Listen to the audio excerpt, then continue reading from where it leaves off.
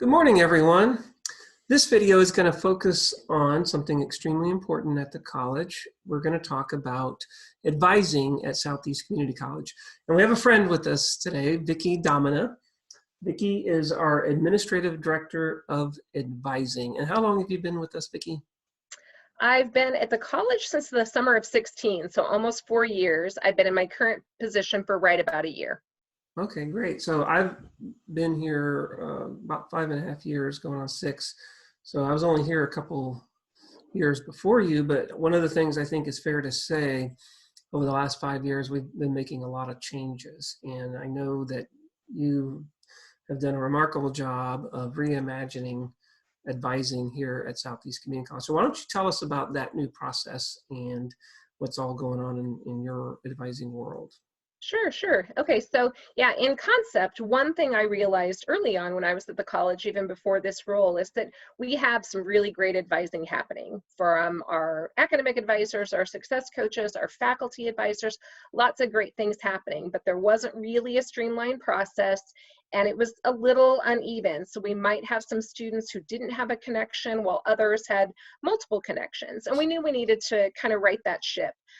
We know, especially onboarding, what that first semester looks like, and even getting ready for that first semester, that's huge in a student's experience at the college and their chance for staying with us and succeeding and graduating and meeting all of their goals. So this past year, and currently, I've been piloting a new advising model. And next month, we're really getting ready to start launching it more campus-wide. So beginning later this spring, summer, we will have college advisors on all 3 of the campuses. And all of our new students will be very intentionally assigned to a college advisor. So they'll know who their person is. We created the title college advisor very intentionally because they will do academic advising. They will make sure that student is set in classes that they need to be in their first semester. They will do career clarification. We know our students don't have a lot of time on campus in the overall scheme, so we want to make sure they're starting in a lane that makes sense with their career goals and life parameters and all that sort of thing.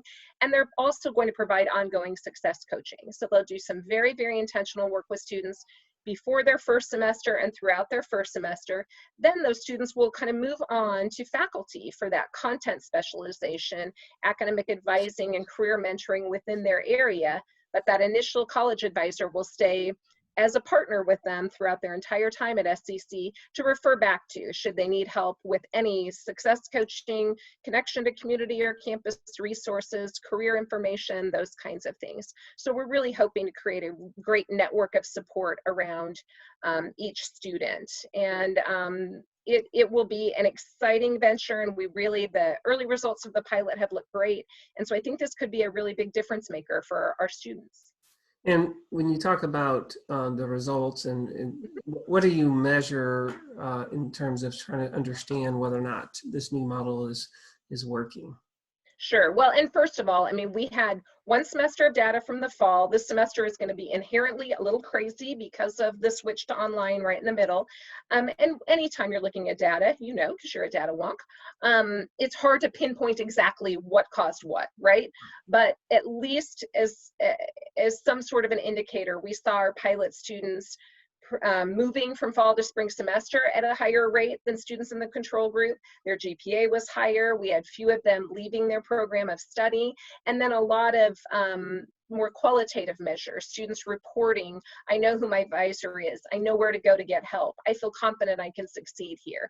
They reported those at a much higher rate. And one thing I would say is that our general student population did well. This in no means means things are not going well already. I mean, I have the very enviable position of moving a very good structure to hopefully a great structure. So there are good things happening all over the place, but this has really provided structure, support. We have weekly messaging, required touch points with our advisees.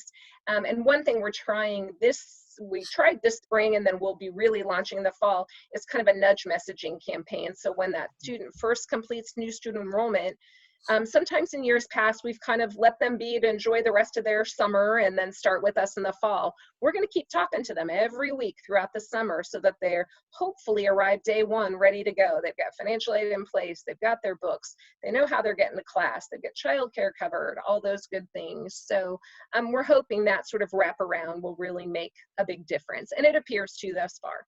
Yeah, I have seen the preliminary data, and it does look very hopeful. I think that, as you pointed out, I think one of the things that is challenging when we're moving there's so many moving parts right now.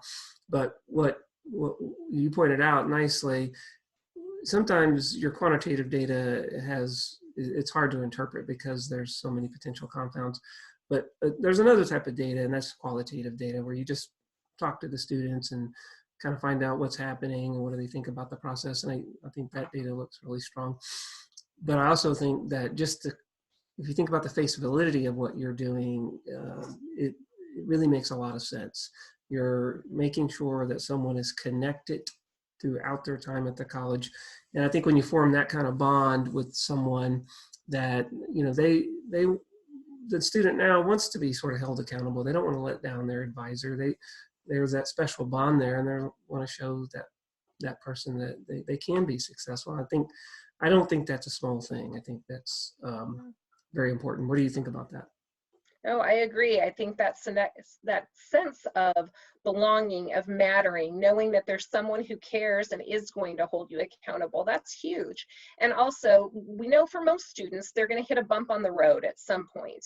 And if you are feeling somewhat anonymous, that no one really cares or has a level of accountability for you, it can be kind of easy to walk away, versus if we can get a student to mention the problem, mention the issue, then we can help solve the issue, and it becomes a lot more manageable. So I think that the power of that, knowing I don't even know if you're the right person, but you're my person, so I'm going to go to you and ask this question, that's huge as far as helping them work through troubleshooting and scenarios and options to keep them on campus, because that's really what we want for all of our students. It's been exceptionally challenging this spring as we've been reaching out and talking with our students via phone, text, email, Zoom, all the things. And I know our advisors have worked really hard to keep connected and keep reaching out. We found it to be clunky sometimes. What used to be a 30 to 60 minute conversation in our offices might take 3 or 4 days to get through, but they're tenacious, they're sticking with it, and we're really trying to make sure we're connecting with all of those students. So yeah, I think we're all really trying to use this adversity as a way to innovate, create, and discover, these new technologies and new ways of thinking about things, and really kind of resetting some of our priorities. One thing, Vicki, I thought you might want to talk about a little bit is we have a new initiative that we're rolling out kind of as a pilot right now, and you're very involved in it. It's something related to our accreditation requirement, but we certainly would have done it either way. And it's what we call our quality initiative. And this particular quality initiative is targeting those kind of new students. Those are maybe in their first semester. And what we found was many of our students, if they earn a failing grade, that happens in that first semester, and those students really struggle. Very few of them ever actually earn a credential. So one of the things we're really working on is to try to improve their resiliency and emotional intelligence skills, and have the advisors, success coaches, really work with them when they come in, talk to them about what it means to be resilient, what is emotional intelligence, and how do you see an obstacle as an opportunity and not a barrier. And I think that's going to be really, really important, because not only is it going to help them navigate their academic journey, and as you pointed out, every one of our students is going to have some sort of issue at some point in their life. They're going to have a struggle, and the more we can help them develop a resiliency skill set, I think the better off they're going to be. Do you want to talk a little bit about your role in that? Sure. And yes, I have been a part of that QI team, and we have been working with our sub team for quite a while, and have now launched that out. So we've got a number of both student affairs folks and instructional side of the house working on that. And as you said, some of those are easy things that we can just incorporate into our everyday conversation. Our banner words fit perfectly within EIQI. Right. Having that sense of self-awareness, that ability to reflect, to respond to situations realistically but positively, you know, all of those things are hugely important. And when we can introduce concepts but really make them live to students, I think that makes a huge difference. Again, that, you know, the first failure does not have to be the final failure unless you let it be that way, you know. So what did we learn from it? Where did you grow from it? And helping normalize some of that, because, you know, I don't know about you, but I think most everyone in college had a setback at some point, whether it was a bad grade on a tested exam, one class that just didn't work, you know, and yet here we all are doing great professional things. So you can work over, under, around, through all of those obstacles that come our way. Some of the just communication skills that students can gain through this, and faculty and staff can as well. I think we're all learning and growing and figuring out how we can be more open and make fewer assumptions and really have this generous interpretation of others' actions and of the situation we're living in as much as possible. I had a chance to teach a couple of the ACFS classes, and they loved this stuff in the class because it is something that fits. They start to think about their interactions at work and at home, and oh, that's why this instructor hates me, because I'm doing this. And then they think, okay, clearly she doesn't hate me. It's just that I'm not behaving in a way that is moving the situation forward. So there's just a lot of cool life applicability to all of that. And that's fun stuff as far as the advising world is concerned, because, you know, the helping a student figure out which classes to take, that's a task we need to do, and it's critically important. But thinking through these life skills and things that are going to move them forward as individuals, as employees, as friends, as partners, that's the magic of what we do. So it's pretty exciting.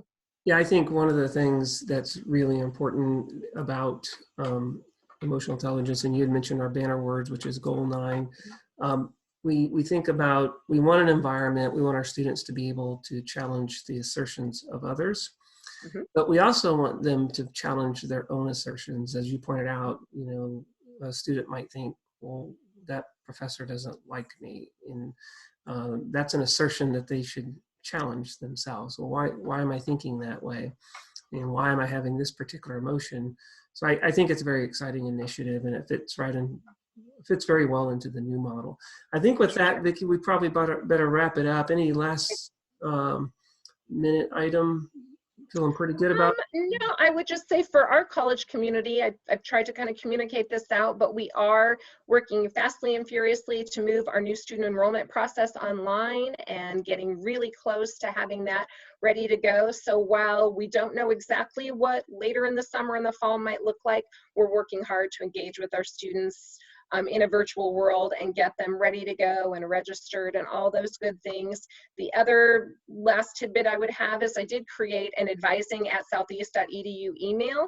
I've put that on social media and some other platforms, but if anyone runs into a student who's just like, I don't even know who my advisor is, I don't know where to go with the question, that is a great start. And then I will answer the question myself or get them in touch with the right person. So we want to make sure everyone has access to the support they need right now. Fantastic. Well, Vicki, you've been very, very informative, high energy, and we really appreciate you taking a little bit of time with us this morning. Thank you so much. Thanks for having me. Have a great rest of your day, everyone, and we'll talk to you later. Bye. Thank you.